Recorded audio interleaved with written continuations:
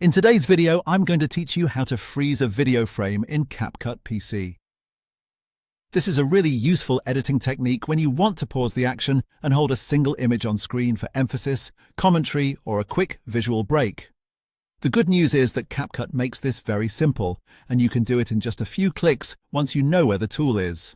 To begin, look down at your timeline tracks and click once on your main video clip so it's selected. This part is important because CapCut needs to know which clip you want to edit before you apply the freeze effect.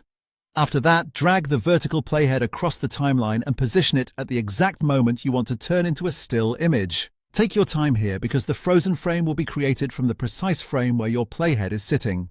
If needed, zoom in on your timeline a little so you can place it more accurately.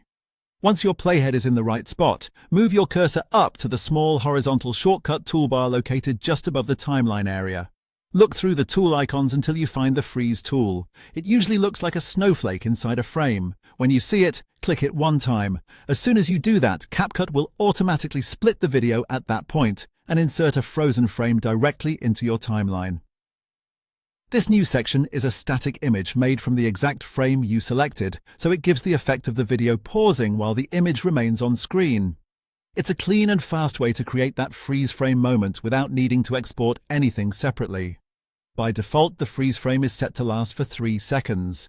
If that timing works for your project, you can leave it as is, but if you want the freeze to stay on screen longer, click and drag the right edge of that freeze frame block outward. If you want it shorter, drag that same edge inward.